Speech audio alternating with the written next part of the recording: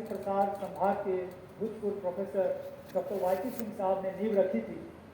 सन 1966-67 जब पूरा देश इस गति को पकड़ रहा था कि कैसे हम हरित क्रांति के नए तकनीकों को ला करके बदलाव लाएं, उसमें उन्होंने एक दूसरी धारा भी जोड़ी थी कि उस जो विज्ञान की धारा है उसके साथ साथ किसानों का जो विज्ञान है उसको नहीं भूलना चाहिए। उन्होंने स्लोगन दिया था, लिसन टू फार्म, किसानों को सुने। और ये अध्ययन उन्होंने करा था हिमालय पर्वत में वो किसानगण जो नोमेडिक्स हैं, जो चलते फिरते रहते हैं अपने मवेशी के तौर पर, उन जगह पर जब कुछ साधन नहीं होता है तो वो कैसे अपने विवेक से चीज़ों को अच्छा कर पाते हैं।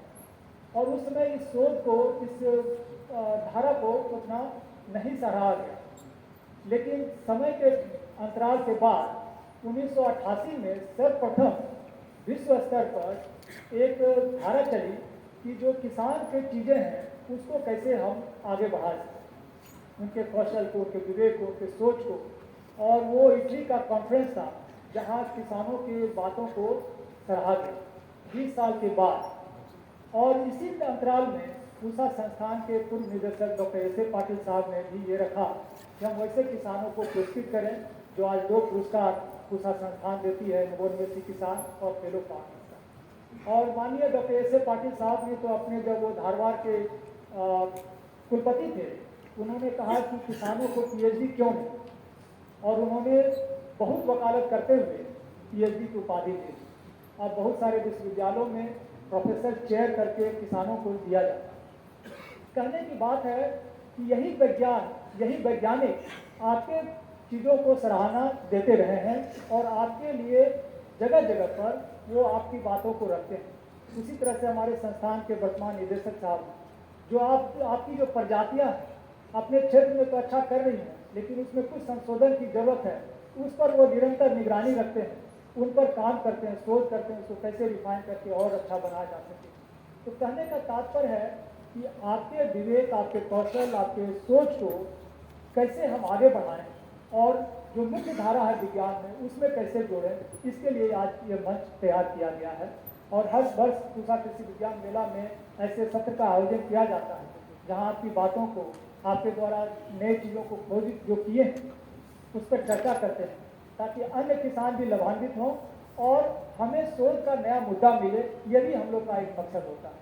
आपके द्वारा किए गए जो क्षेत्र हैं, चाहे मशीन के क्षेत्र में हो, चाहे प्रजाति के क्षेत्र में हो, या जल धारणा के संबंध में हो, किसी भी तरह का जो आप शोध करते हैं वो हम लोग को अपने शोध के कार्यक्रम में नए दिशा प्रदान करते हैं। इसके लिए मैं आप लोग को बहुत बधाई देता हूँ कि अपने सीमित जो भी संसाधन है उसमें रहते हुए भी आप अच्छा करने की हिम्मत रखते हैं और वो करके दिखाते हैं। तो आज ऐसे जो हमारे किसान भाई हैं, मैं आपसे यही उम्मीद करूँगा कि ये जो आपका नया कुछ करने का, नवाचार करने का लगन है, इसको बनाए रखें।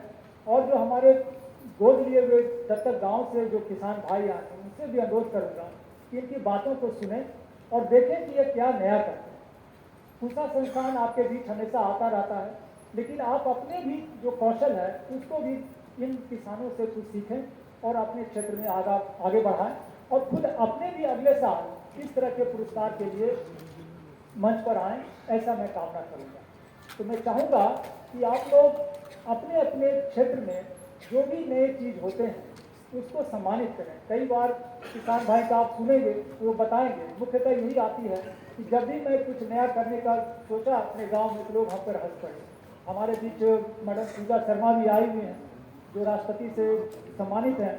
इन्होंने भी जब अपना उद्योग शुरू किया तो घर में और समाज में बहुत ज़्यादा विरोध होने लगा कि ये अब क्या नया आप करने जा रहे हैं, लेकिन इन्होंने सोचा, लेकिन आगे बढ़ते। तो ये जो नए खोज, नया नवाचार करने की जो आदत है, हैबिट,